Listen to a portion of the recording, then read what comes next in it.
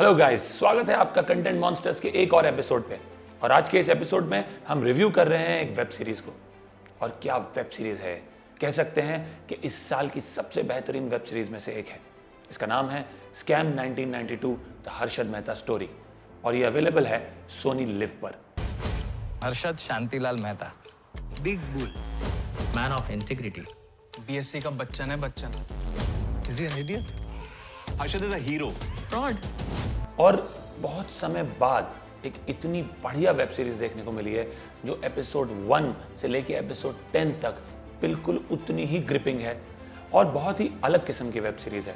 ये web series है India के पहले सबसे बड़े फाइनेंशियल स्कैम के बारे में और ये हमें बिल्कुल डिसअपॉइंट नहीं करती। अब इस वेब सीरीज को डायरेक्ट किया है हंसल मेहता ने। अब हंसल मेहता जाने जाते हैं कई क्रिटिकली अक्लेम्ड मूवीज के लिए, जैसे कि अलीगढ़, शाहिद, उमरता, लेकिन क्लियरली ये अब तक उनका सबसे बेहतरीन काम है। He is clearly taken to web series as a format like a duck takes to water. Web series जो अफोर्ड करती है एडिशनल टाइम अपनी कहानी आराम से बताने में, अपने व्यूअर्स को ड्रॉ इन करने में, छोटे छोटे न्यूएंसेस बताने में, वो क्लियरली हंसल मेहता को बहुत जम रहे हैं। और उनकी पहली वेब सीरीज है, बहुत ही उन्होंने बेहतरीन काम किया है इसमें और ग्रिपिंग है। एपिसोड 1 से लेके एपिसोड 10 तक फुल्ली ग्रिपिंग है।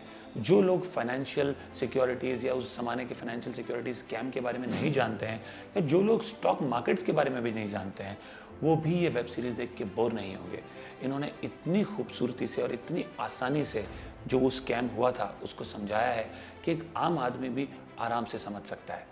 ये अडेप्टेशन है एक बुक की जो लिखी है सुचेता दलाल ने अपने हस्बैंड के साथ, जिसका नाम है scam. Now what obviously helps Hansal Mehta as a director कि हर्षद मेहता की कहानी काफ़ी इंट्रीगिंग है। ये कहानी है एक एब्सोल्यूट मैनियाक की जो फाइनेंशियल डिबॉशरी इस किस्म की करता है कि जो उन दिनों अनहर्ड था 1991 में और 1992 में, और वो जिस इम्प्यूनिटी से इंडिया के फ्रेजाइल इकोनॉमिक सिस्टम का लूपहोल्स का फ़ायदा उठाता है और किस तरह से वो वेल्थ अक्यूमुलेट करता जाता है at the cost of others, at the cost of literally looting public sector banks. ये बहुत इंट्रिगिंग कहानी है एक वेब सीरीज़ के लिए। और दूसरी तरफ किस तरह से सुचेता दलाल, जिन्होंने एक्चुअली स्कैम को एक्सपोज किया था, वो कंटिन्यूअली लगी है इस नेकेड ग्रीड ऑफ वेल्थ को लेके जितने भी स्कैम, जितने भी घोटाले चल रहे हैं उनको बाहर लाने में। तो ये दोनों किरदारों की जो कहानी है वो किस तरह से एंड रिजल्ट करती है इस स्कैम के खुलासे में और स्टॉक मार्केट क्रैश में, वो बहुत ही इंटरेस्टिंग कहानी भी है डायरेक्ट करने के लिए। लेकिन एक बहुत इंपॉर्टेंट बात मैं कहना चाहूँगा, कभी भी जब कोई डायरेक्टर एक इस तरह के कंट्रोवर्शियल कैरेक्टर पे एक वेब सीरीज़ या एक फिल्म बनाने की कोशिश करता है, एक बहुत बड़ा डेंजर होता है। या तो उस कैरेक्टर को जो कंट्रोवर्शियल है वो उसकी सिंस को कम्प्लीटली वाइट वॉश कर देता है और इसको हीरो बना देता है और सारा ब्लेम सिस्टम पे डाल देता है, या वो उसी कैरेक्टर को ड्रामेटाइज्ड वर्जन बना के उसे और ज़्यादा विलनस बना देता है, उसके ह्यूमन एलिमेंट को नहीं देखता। कहने का मतलब ये है कि कई केसेस में जब ऐसे रियल लाइफ कंट्रोवर्शियल कैरेक्टर्स पे फिल्म बनती है या सिनेमा बनता है, डायरेक्टर बैठ के जज कर लेता है, या तो उसे हीरो करार दे देता है या उसे विलन करार दे देता है ड्रामेटिक बनाने के बाद। बट ये सबसे बड़ी स्ट्रेंथ रही है हंसल मेहता की इस वेब सीरीज़ में। ये सबसे बड़ी खासियत रही है कि उन्होंने हर्षद मेहता को बहुत ही न्यूट्रल लेंस से देखा है। उन्होंने उसे हीरो नहीं बनाया है, उन्होंने उसे कंप्लीट विलन नहीं बनाया है। सबसे इंपॉर्टेंट बात, उन्होंने उसे जज नहीं किया है। जो हर्षद मेहता ने गलत किया वो उन्होंने उसे दर्शाया है फैक्चुअल तरीके से, बिना बोरिंग बनाए। क्योंकि कई बार अगर आप इंफॉर्मेटिव होते हो, फैक्चुअल होते हो, तो वो जो कंट्रोवर्शियल कैरेक्टर की कहानी है वो बोरिंग से लगने लगती है। बट यहाँ while Hansal Mehta has stayed true to the facts, he has remained informative, he hasn't made the web series boring. It's very gripping from episode 1 to episode 10। In the same breath उन्होंने हर्षद मेहता के जो controversial character है उसके पीछे छुपे आदमी को भी परखा है, उनके ह्यूमन साइड को भी दिखाया है। वो किस तरह से एक फैमिली मैन रहे हैं, वो किस तरह से उन्हें और कोई वाइसेस नहीं थी, बस एक ही वाइस थी उनकी नेकेड ग्रीड फॉर वेल्थ। वो हाइपर एम्बिशन जो उनका था, और ज़्यादा एक्यूमुलेट करना, और ज़्यादा एक्यूमुलेट करना। इकोनॉमिक जो इंडिया की सिस्टम थी उनके अंदर के लूप होल्स को एक्सप्लॉइट करके, जिनको एक्चुअली वो गलत बात भी नहीं समझते थे, वो समझते थे कि ये लूप होल है और बाकी लोग एक्सप्लॉइट कर रहे हैं, लेकिन हर्षद मेहता ने जो एक्सप्लॉइट किया वो उन्हीं लूप होल्स को 100x एक्सप्लॉइट किया और उस नेकेड ग्रीड के बदौलत फाइनली वो एक्सपोज हुए और ये स्कैम बाहर आया। लेकिन जैसा कि मैंने कहा, हंसल मेहता को मैं क्रेडिट दूंगा कि उन्होंने ये सारे स्कैम को इतनी खूबसूरती से समझाया है कि एक लेमन भी समझ सकता है, and yet he has remained non judgemental about the character and about what happened. और यही मेरे हिसाब से हंसल मेहता की सबसे बड़ी जीत है एज ए डायरेक्टर। अब डायरेक्शन के बाद मैं बात करना चाहूँगा इस वेब सीरीज़ की सबसे बड़ी दूसरी स्ट्रेंथ की, और वो है इसकी कास्टिंग। इतनी इंटरेस्टिंग कास्टिंग काफ़ी समय से देखने को नहीं मिली है। और सबसे पहले बात करना चाहूँगा लीड कास्ट के बारे में, जो कि है प्रतीक गांधी। प्रतीक गांधी ने इतना बढ़िया काम किया है, इतना बढ़िया काम किया है कि मेरे हिसाब से आज के बाद जिसने भी वेब सीरीज़ देखी है, अगर उनके सामने हर्षद मेहता का नाम लिया जाएगा तो शायद ही उन्हें हर्षद मेहता की एक्चुअल तस्वीर उनके जहन में आएगी, बल्कि आएगी तो सिर्फ प्रतीक गांधी की तस्वीर आएगी। पैसा ही पैसे को खींचता है। लोगों को पता चलना चाहिए कि मेहता अंबानीज और टाटा से कम नहीं है। लेकिन तू शायद भूल रहा है कि बचपन में शांतिलाल मेहता ने जब तेरी कुंडली दिखाई थी ना, तो पंडित ने बोला था कि तेरी धन राशि पे शनि बहुत भारी है भाई। जब जेब में मनी हो ना, तो कुंडली में शनि होने से कोई फर्क नहीं पड़ता। इतना ब्यूटीफुली उन्होंने इस किरदार को निभाया है। एक एक नुएंस उन्होंने हर्षद मेहता का पकड़ा है। एक एक चाहे वो बैठने का तरीका हो, बोलने का तरीका हो, चाहे वो अपनी फैमिली से डील करने का तरीका हो, या चाहे वो शेयर मार्केट में डील करने का तरीका हो, उन्होंने इतनी खूबसूरती से, इतनी बारीकी से एक एक कैरेक्टर का नुएंस पकड़ा है कि आप भूल ही जाते हैं कि ये प्रतीक गांधी द एक्टर है। आपके जहन में सिर्फ हर्षद मेहता है, ये स्क्रीन पे वही रह जाता है। और जैसा कि मैंने कहा कि वेब सीरीज़ देखने के बाद अगर मुझे भी कोई बोले हर्षद मेहता, तो मैं जब आंख बंद करके विजुलाइज करूंगा, मेरे जहन में सिर्फ और सिर्फ प्रतीक गांधी आएंगे। और मेरे हिसाब से इससे बड़ी बात एक एक्टर के लिए कोई कह नहीं सकता कि जब आप उस एक्टर को, उसके नाम को भूल ही जाएं और सिर्फ उस कैरेक्टर को याद कर लें जब भी उस कैरेक्टर का नाम लिया जाए। और वो सबसे बड़ी अकम्पलिशमेंट है, अचीवमेंट है मेरे हिसाब से प्रतीक गांधी की। प्रतीक गांधी गुजराती थिएटर में और गुजराती फिल्म्स में काफ़ी काम कर चुके हैं। उन्होंने एक आध हिंदी फिल्म्स में भी काम किया हुआ है पहले, लेकिन ये रोल से वो जो प्रोमिनेंस में आए हैं, इसमें कोई शक नहीं है, mark my words, he is going to play a huge role in Indian cinema, in Hindi cinema in the years to come. और जिस तरह से उन्होंने बैलेंस किया है हर्षद मेहता का किरदार एज अ प्रोफेशनल एक तरफ and as a family man एक तरफ, the absolutely ruthless, greedy, over ambitious businessman versus the very empathetic, very soft towards his family, very caring towards his brother and his extended family. तो ये balance जो उन्होंने maintain रखा है, बहुत ही उन्होंने खूबसूरत रखा है। और प्रतीक गांधी के बारे में जितना भी कहा जाए वो तारीफ कम होगी।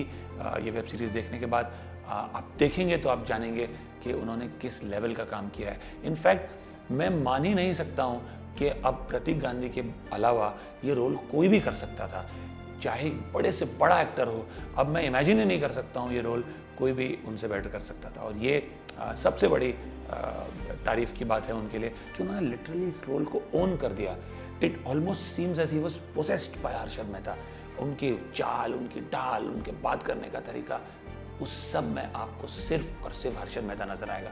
और अब अगर आप जाके यूट्यूब करेंगे हर्षद मेहता का कोई पुराना इंटरव्यू, तो आपको रियलाइज़ होगा कि इस आदमी ने किस तरह से प्रिपरेशन की, किस तरह से घुस गए ये हर्षद मेहता के किरदार में। और आपकी इज्जत काफ़ी बढ़ेगी towards Pratik Gandhi as an artist, as an actor, and fantabulous job. वो पूरी वेब सीरीज अकेले अपने कंधों पे लेके चल रहे हैं। तो अब तक हमने बात की प्रतीक गांधी की अदाकारी के बारे में और किस तरह उन्होंने अपने कंधों पर इस पूरी वेब सीरीज को उठा रखा है। और हमने पहले बताया था आपको कि इस वेब सीरीज की जो खासियत है, डायरेक्शन के अलावा इसका सबसे बड़ा स्ट्रेंथ है इसकी कास्टिंग। तो जितने स्ट्रॉन्ग प्रतीक गांधी हैं in his performance as Harshad Mehta, उतनी ही स्ट्रॉन्ग बाकी की सपोर्टिंग कास्ट है। और इसमें सबसे पहले मैं 2 नाम लेना चाहूँगा। पहला नाम है हेमंत खेर का, जिन्होंने अश्विन मेहता का रोल प्ले किया है, जो कि हर्षद मेहता के छोटे भाई थे। बहुत ही बखूबी उन्होंने अपना रोल निभाया है, बहुत खूबसूरती से कॉम्प्लीमेंट किया है प्रतीक गांधी के परफॉर्मेंस को। कहीं भी he is not trying to overpower Pratik Gandhi's performance. In fact, he is so subtle, he is so natural, he is underplaying his role in a way that he is beautifully complementing Pratik Gandhi's performance.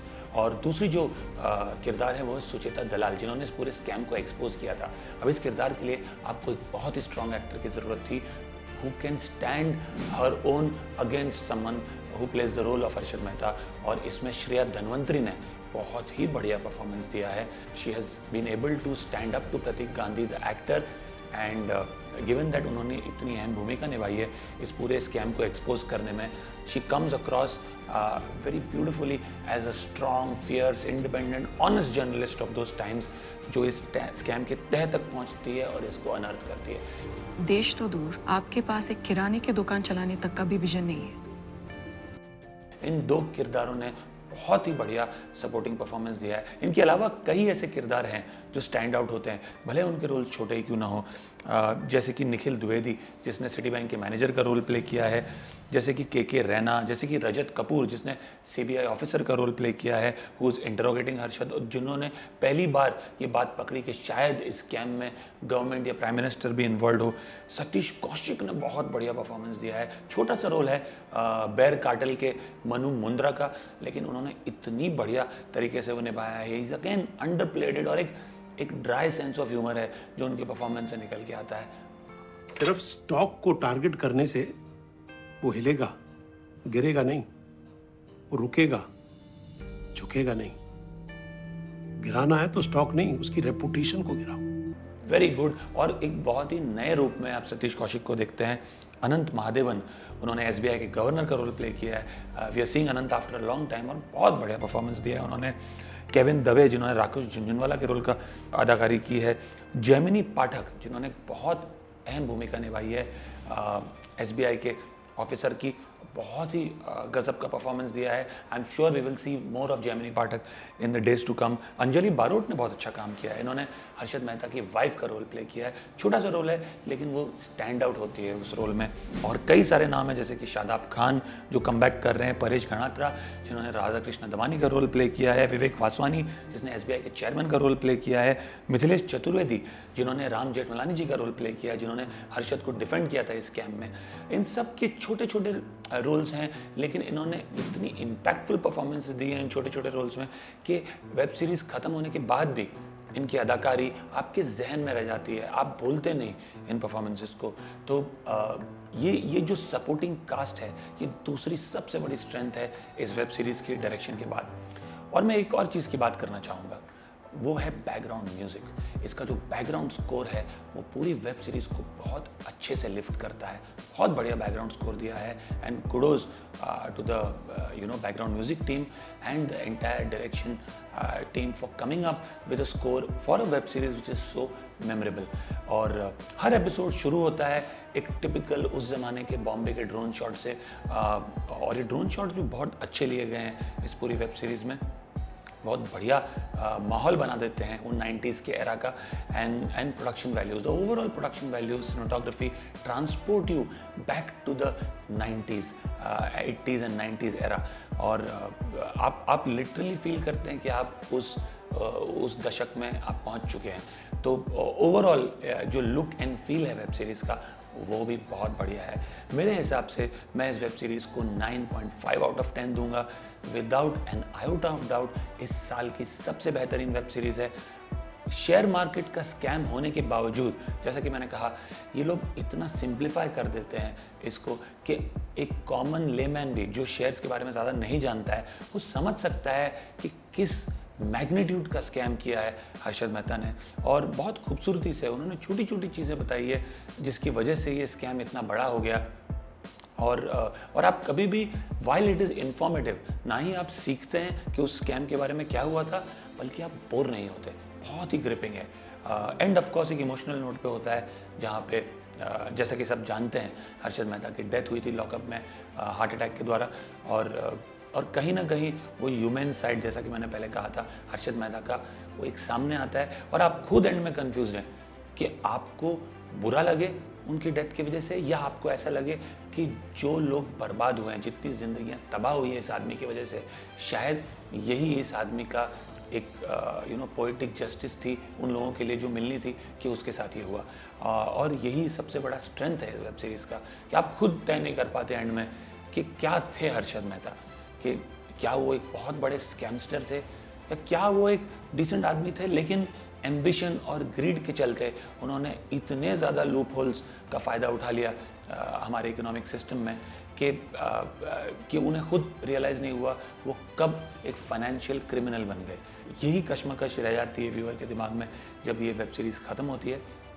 और इससे बड़ी क्या tribute दे सकते हैं आप direction team को कि वो इस तरह की दुविधा में एक ऑडियंस को भी डाल देते हैं जब वेब सीरीज़ ख़त्म होती है कि वो इसके पक्ष में रहें किरदार के या इसके अगेंस्ट में रहे। इस वेब सीरीज़ को ज़रूर देखिएगा सोनी लिव पे, you will definitely enjoy it without a doubt. इस साल की सबसे बढ़िया वेब सीरीज़ है and it has set the bar very very high for a web series of this nature जो ऑटोबायोग्राफिकल इन नेचर है। So please do go ahead, watch the web series, and if you like our video, please do subscribe to our channel and do share your comments about 1992 scam, the Harshad Mehta story in the comments below. We'll see you soon.